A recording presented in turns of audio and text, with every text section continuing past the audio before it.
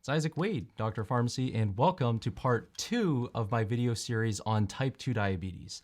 So in my previous video, we discussed that type 2 diabetes is characterized by toxic levels of sugar in the bloodstream as a consequence of insulin resistance and or decreased insulin production.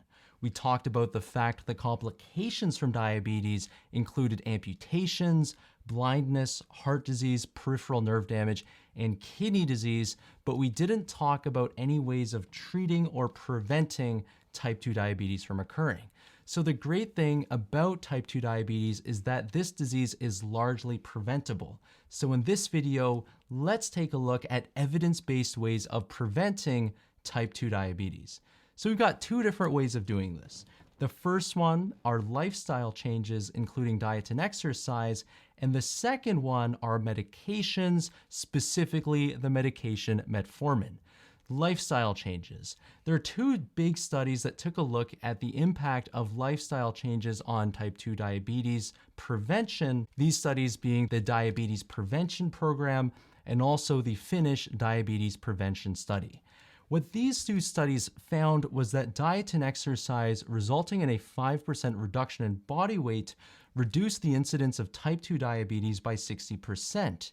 Interestingly, the Diabetes Prevention Program also found that weight cycling, which was defined as an increase or decrease in body weight by 5 pounds, actually increased the risk of developing diabetes, which suggests that the more yo-yo dieting an individual does, the greater their risk of developing type 2 diabetes. The Diabetes Prevention Program also found that weight loss at 2 years was the strongest predictor of reduced diabetes incidence, which suggests that sustainability is a very important aspect of whichever lifestyle changes you employ. So there's another Chinese study that went further, and the Chinese study found that over a period of 23 years, lifestyle interventions not only reduce the risk of developing diabetes by 45%, but also reduce the risk of dying from heart disease by 41% and the risk of dying from any cause by 29%.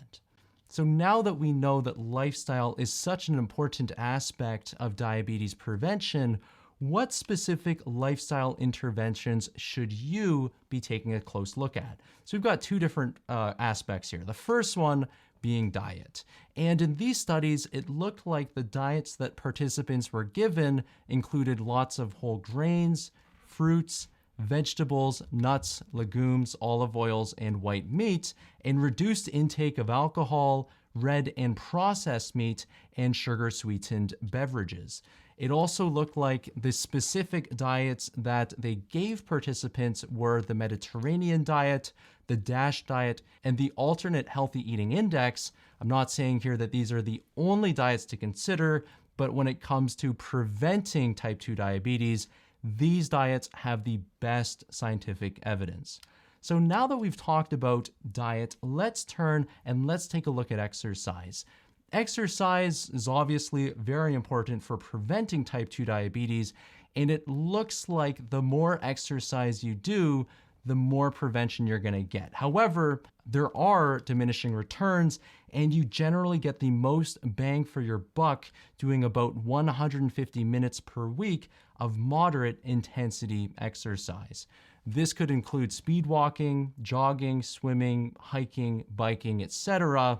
However, I would also personally recommend resistance training to increase muscle mass in order to burn more calories on the couch, which in turn would make it easier to achieve and maintain an energy deficit and to lose weight.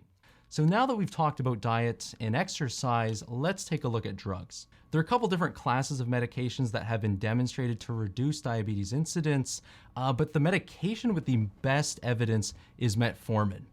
Now, metformin, this is one of the best studied, oldest, and most inexpensive, and the safest and best tolerated drugs on the market.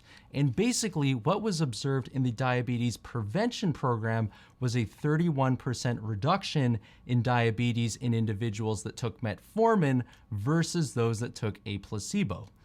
Also, it was noted that metformin seemed the best in individuals who were obese, under 60 years old and in women with a history of diabetes in pregnancy.